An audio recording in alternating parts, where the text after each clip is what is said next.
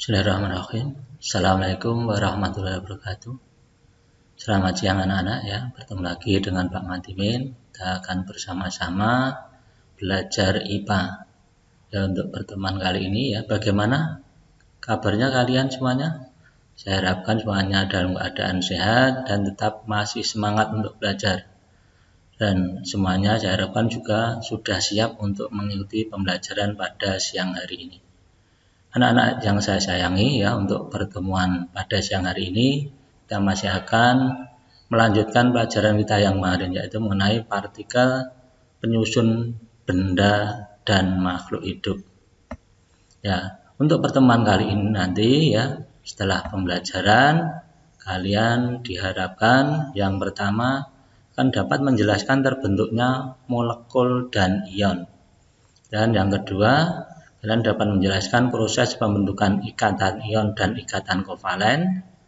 Dan yang ketiga, kalian dapat mengidentifikasi unsur melalui uji nyala. Dan yang keempat atau yang terakhir, kalian dapat membedakan sifat fisika dan sifat kimia suatu zat. Anak-anak sekalian ya, mulai untuk pelajaran pada yang ini, mulai dari yang pertama, prinsip pembentukan molekul dan ion. Pada pertemuan kemarin ya, kalian sudah mengetahui bahwa semua benda, baik benda mati ataupun makhluk hidup, tersusun oleh partikel-partikel yang kecil. Di antaranya ada atom, molekul, dan ion. Nah, dari itu, maka pertemuan kali ini kita akan membahas bagaimana terbentuknya molekul dan ion itu. Dan yang pertama adalah mengenai molekul. Molekul apa? Kemarin ya sudah Bapak jelaskan bahwa molekul merupakan gabungan dua atau lebih atom-atom. Jadi berdasarkan atom penyusunnya, molekul itu dibedakan menjadi dua, yaitu ada molekul unsur dan molekul senyawa. Jadi kalau molekul unsur adalah molekul yang disusun oleh atom-atom yang sejenis atau yang disebut juga merupakan gabungan dua atau lebih atom yang sejenis. Dan untuk molekul senyawa yaitu merupakan gabungan dua atau lebih atom yang berbeda jenis, yang berbeda-beda. Kamu perhatikan pada contohnya ya, molekul unsur itu unsurnya O2, jadi sama atom O dengan O bergabung jadi O2. H2, atom H dengan H bergabung, jadi unsurnya sejenis. Dengan contoh untuk molekul senyawa, H2O, di situ satu atom oksigen bergabung dengan dua atom hidrogen menjadi H2O. Misalnya CO2, ya, HCl, NaCl kan ya, itu termasuk molekul senyawa. Di situ juga C6H8O6. Jadi karbonnya C6, hidrogennya ada 8 atom dan oksigennya ada 6 atom. Kalau ada mengenai molekul ya, molekul. Selanjutnya mengenai konfigurasi elektron. Apa konfigurasi elektron itu? Jadi atom ya, atom kemarin sudah Bapak jelaskan kan terdiri dari proton, neutron, dan elektron. Proton dan neutron merupakan inti atom atau nukleus yang berada di tengahnya. Jadi menurut teori-teori atom kemarin ya, terakhir teori atom Bohr mengatakan bahwa nukleus atau inti berada di tengah dan elektron itu berada pada kulit-kulit ya, mengelilingi dari inti atom. Ya, jadi ya, konfigurasi elektron itu menggambarkan bagaimana elektron-elektron itu dalam posisinya ya pada kulit-kulit itu dalam mengelilingi intinya. Jadi untuk pengisian elektron menurut Pauli pada 4 kulit pertama. Jadi kulit yang pertama disebut kulit K, kemudian L, M, N dan seterusnya. Pada kulit pertama diisi maksimal 2 elektron saja. Jadi bisa kurang ya. Jadi kemudian pada kulit kedua L diisi maksimal 8 elektron. 8 maksimal, berarti bisa kurang dari 8. Kemudian kalau lebih dari 8 berarti kelebihannya pada kulit berikutnya, yaitu pada kulit M. M maksimal 18 elektron atau kurang, dan selanjutnya kulit N yang keempat ya adalah maksimal 32 elektron.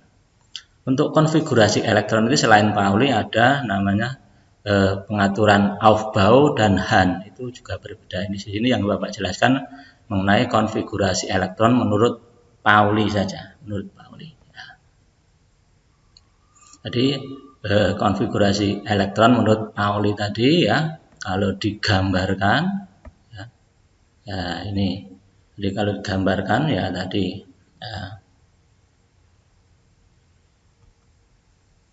ya maaf ya, jadi kalau digambarkan menurut Pauli ini kamu perhatikan ya, yang pertama adalah inti atom, kemudian kulit yang pertama paling dalam yaitu kulit K maksimal 2, kemudian di luarnya kulit L 8 atom maksimal, kulit M 18, dan yang kulit keempat kulit N yaitu maksimal 32 elektron maksimal, berarti kalau kurang kan juga bisa atau boleh saja ya.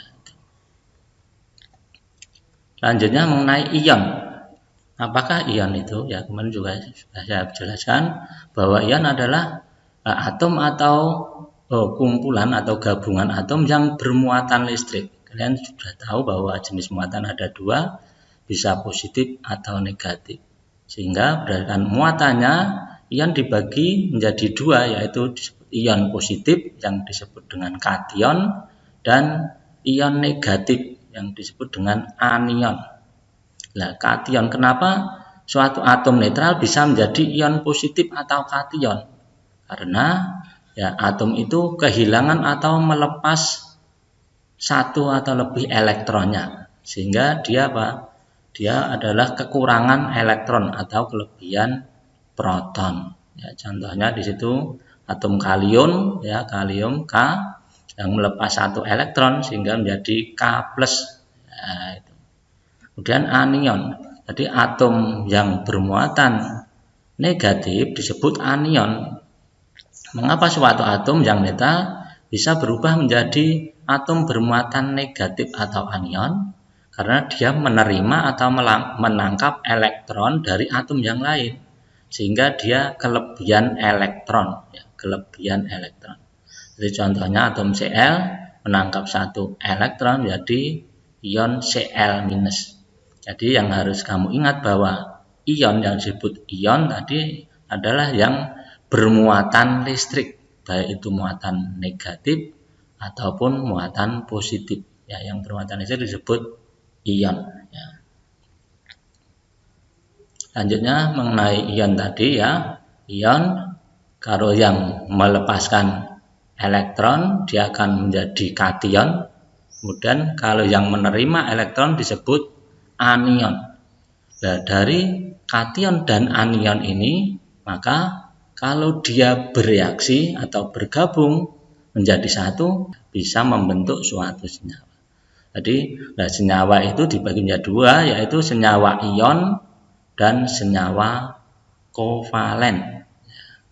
Jadi yang disebut senyawa ion itu apa? Yaitu senyawa yang terbentuk dari kation dan anion. Jadi ion positif itu bereaksi atau bergabung dengan ion negatif atau anion membentuk senyawa yang disebut senyawa ion. Dan gaya tarik menarik antara kation dan anion dalam senyawa disebut ikatan ion.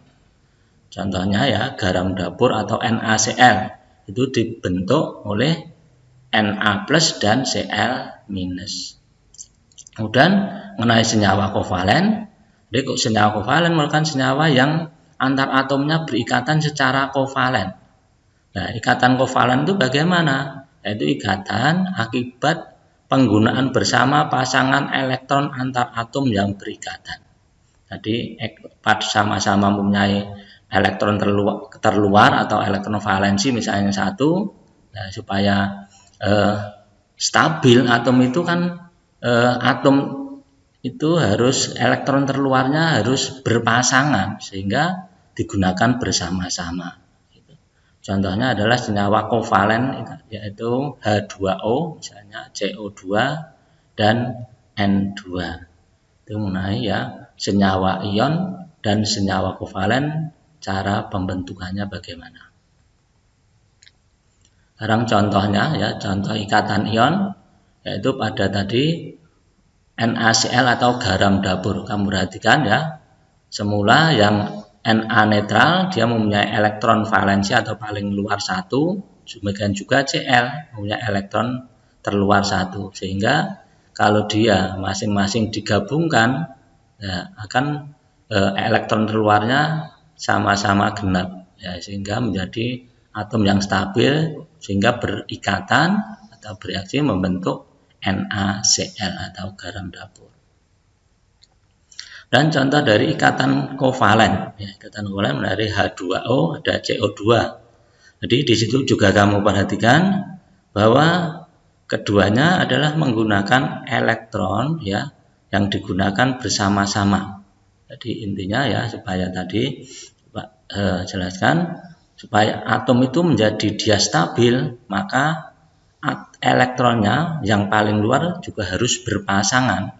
Ya, untuk berpasangan itu dia bisa bergabung dengan atom yang lain dengan cara ikatan ion, bisa juga dengan cara ikatan kovalen tadi. Ya. Itu mengenai ikatan ion dan ikatan kovalen. Kemudian mengenai identifikasi unsur. Anak-anak sekalian ya sayangi ya, untuk mengetahui jenis suatu unsur bisa diidentifikasi. Nah, identifikasi yang paling mudah adalah dengan cara membakar ya. Karena apa? Karena kalau dibakar maka suatu unsur akan menimbulkan warna yang berbeda-beda. Ini disebut dengan cara uji nyala ya. Tapi uji nyala ini biasanya ya lebih spesifik untuk mengidentifikasi unsur-unsur untuk golongan unsur alkali dan alkali tanah ya. Karena mempunyai warna yang khas ya, warna yang khas. Dapat kamu perhatikan di situ ya, unsur-unsur jenis alkali dan alkala dan warna yang ditimbulkan pada waktu dia dibakar. Nah, ini adalah untuk identifikasi unsur, yaitu dengan uji nyala ya, uji nyala atau dibakar. Kan lebih jelas lagi kamu perhatikan ya video ini ya, itu. Jadi masing-masing zat bila dibakar maka dia menimbulkan warna yang berbeda-beda.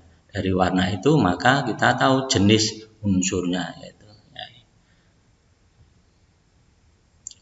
Sekarang kita lanjutkan mengenai sifat zat dan hubungannya dengan partikel penyusun dan strukturnya. Kalian sudah tahu bahwa ya semua zat ya baik itu benda mati atau makhluk hidup tersusun dari partikel-partikel tadi. Ya, setiap partikel itu mempunyai sifat yang berbeda-beda. Ya, mempunyai sifat yang berbeda-beda sesuai zat penyusunnya. Maka dari sifat-sifat yang berbeda itu maka sifat suatu benda itu dapat dibedakan menjadi dua, yaitu sifat fisika dan sifat kimia. Yang pertama mengenai sifat fisika, yaitu sifat materi yang berkaitan dengan keadaan fisik suatu zat dan tidak berhubungan dengan pembentukan zat yang baru. Jadi sifat fisika hanya terkait dengan fisiknya saja, ya, fisiknya saja. Dan yang kedua adalah sifat kimia. Sifat kimia adalah merupakan karakteristik suatu materi yang berhubungan dengan interaksi antara materi tersebut dengan materi yang lain. Ya, itu adalah sifat kimia. Jadi kalau diklasifikasi yang termasuk sifat fisika, ya, antara lain kerapatan, kekerasan, elastisitas, ya, kemudian daya hantar listrik atau panas, viskositas. Viskositas itu adalah kekentalan, kemagnetan, dan juga titik didis, titik beku, dan titik leleh. Sedangkan untuk yang termasuk sifat kimia yaitu kestabilan, kereaktifan. Kereaktifan itu seberapa jauh dia reaktif. Reaktif itu dia dalam bereaksi dengan unsur yang lain. Ya. keterbakaran. Keterbakaran ini mudah tidak dia terbakar, dan korosivitas. Korosif itu kalau Jawa itu nayang ya, tayang. Tadi kalau besi itu korosif, dia menjadi tayang. Itu termasuk sifat-sifat kimia. Anak-anak sekalian ya saya sayangi, jadi pada pertemuan kali ini tadi sudah Bapak jelaskan mengenai pembentukan molekul ion, kemudian mengenai konfigurasi elektron, dan mengenai identifikasi unsur, dan yang terakhir mengenai sifat fisika dan sifat kimia suatu ion. Diharapkan dengan penjelasan Bapak tadi kalian menjadi lebih paham ya, lebih tahu, dan yang terakhir ya, ada tugas untuk pertemuan kali ini, nanti kalian kerjakan di buku tugas dan dikumpulkan pada waktunya. Kalian juga bisa untuk tugas ini ya, kalian lihat di UK lain ya, bisa juga dikerjakan di UK lain. Jadi bisa membuka aplikasi UK lain masing-masing kelas. Demikian pertemuan pada siang hari ini. Terima kasih atas perhatiannya. Semoga kalian lebih paham. Kalau ada yang kurang, ada yang belum jelas, bisa ditanyakan melalui saluran-saluran yang ada. Sekali lagi tetap semangat, terus jaga kesehatan. Wassalamualaikum warahmatullahi wabarakatuh.